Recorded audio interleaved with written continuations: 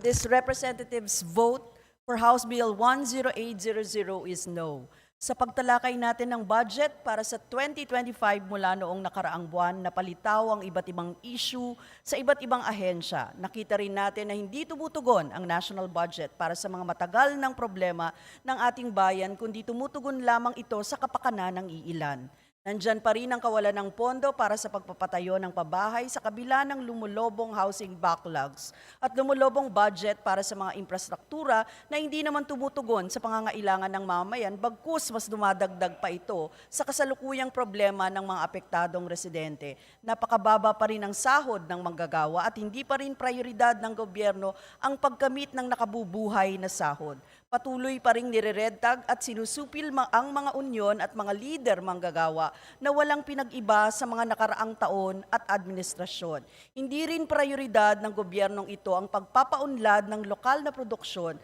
2 taon na nakalilipas pero wala pa rin ang pinangakong 20 pesos kada kilo ng bigas. Patuloy pa rin ang pag-angkat ng iba't ibang produkto na siyang inaani naman na sa ating bansa. It's very ironic that Philippines as an agricultural country continues to import to this day. Sa kabila nito, patuloy pa rin ang pangangamkam ng lupa ng ating mga magsasaka. Hindi pa rin tayo nasasagot sa mga maanumalyang mga flood control projects sa kabila ng mga sandamakmak na pruweba ng mga iba't ibang mining, quarrying at reclamation activities mula kabundukan hanggang karagatan. Walang linaw kung ang pinoprotektahan ba ay ang ating kalikasan o ang mga dambuhalang kumpanya sa likod ng mga proyekto at aktibidad na patuloy na naninira ng ating kalikasan. May budget cuts din para sa ating state universities and colleges.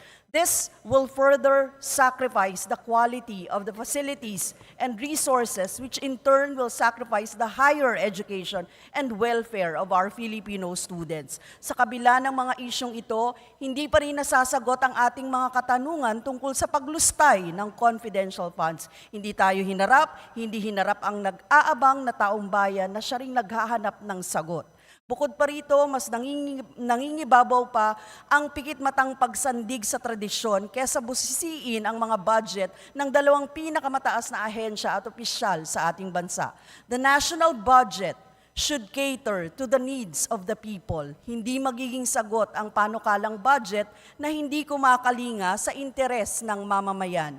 Hindi nito matutugunan ang lumalalang krisis kung ang batayang pangangailangan ng bawat Pilipino ay kulang.